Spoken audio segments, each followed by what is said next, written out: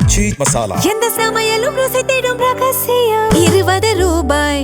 வீடுதோறும் அரசு சேவைகள் மருத்துவம் தொடர்ந்திட ஸ்டாலின் தொடரட்டும், தமிழ்நாடு வெல்லட்டும். லெஜண்ட் சரவணா ஸ்டோர்ஸ் புரொடக்ஷன்ஸ் தயாரிப்பில் லெஜண்ட் சரவணன் நடிக்கும் லீடர் உங்கள் அபிமான திரையரங்குகளில் வெற்றி நடை போடுகிறது. சின்னத்திரை சீரியல் நடிகை சுபாஷினி எடுத்த விபரீத முடிவு தமிழ் திரையுலகினர் மத்தியில் பெரும் அதிர்ச்சியை ஏற்படுத்தியுள்ளது.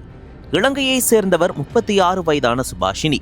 கடந்த சில ஆண்டுகளுக்கு முன்பு தமிழகம் வந்த சுபாஷினி நடிகையாக வேண்டும் என்று கோலிவுட் திரையுலகில் வாய்ப்புகள் தேடி அலைந்துள்ளார்.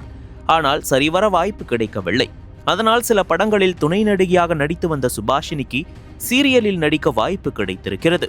அதன்படி பிரபல தொலைக்காட்சியில் ஒளிபரப்பான கயல் சீரியலில் முக்கிய கதாபாத்திரத்தில் நடிகை சுபாஷினி நடித்து வந்தார். இதனிடையே சுபாஷினி பெங்களூருவை சேர்ந்த 38 வயதான சந்திரன் என்பவரை திருமணம் செய்து கொண்டார். பெங்களூருவில் கணவருடன் வசித்து வந்த அவர் படப்பிடிப்பிற்காக மட்டும் சென்னை வந்து செல்வதை வழக்கமாக வைத்துள்ளார். அதற்காக ஐயப்பன்தாங்கல் பகுதியில் ஒரு அடுக்குமாடி குடியிருப்பில் வாடகைக்கு வீடு எடுத்து தங்கியுள்ளார். இந்த நிலையில் கடந்த 3ஆம் தேதி சென்னை வந்த சுபாஷினி வழக்கம் போல் தனது அடுக்குமாடி குடியிருப்பில் தங்கியுள்ளார். இந்த நிலையில் 5ஆம் தேதி சுபாஷினி தனது கணவருடன் வீடியோ கால் பேசியுள்ளார். அப்போது நடிப்பது குறித்து இருவருக்கும் இடையே கருத்து வேறுபாடு ஏற்பட்டுள்ளது. பின்னர் அது கடும் வாக்குவாதமாக மாறிய நிலையில் ஆத்திரமடைந்த நடிகை சுபாஷினி கணவர் வீடியோ காலில் இருக்கும்போது தான் உயிரை மாய்த்து கொள்ளப் போவதாக கூறியுள்ளார். உடனே அதிர்ச்சி அடைந்த கணவர் அடுக்குமாடி குடியிருப்பின் காவலருக்கு போன் செய்து நடந்தவற்றை தெரிவித்துள்ளார். மேலும் உடனடியாக சுபாஷினியின் வீட்டிற்கு சென்று பார்க்குமாறு கூறியுள்ளார். அதன்படி காவலரும் சுபாஷினியின் வீட்டு கதவை தட்டியுள்ளார். ஆனால் கதவு திறக்கப்படாததால் போரூர் காவல்துறையினருக்கு தகவல் கொடுத்துள்ளார்.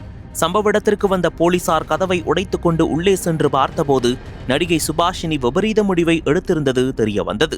அவரது உடலை மீட்ட போலீசார் பிரேத பரிசோதனைக்காக மருத்துவமனைக்கு அனுப்பி வைத்தனர். மேலும் இதுகுறித்து விசாரணை நடத்தி வருகின்றனர்.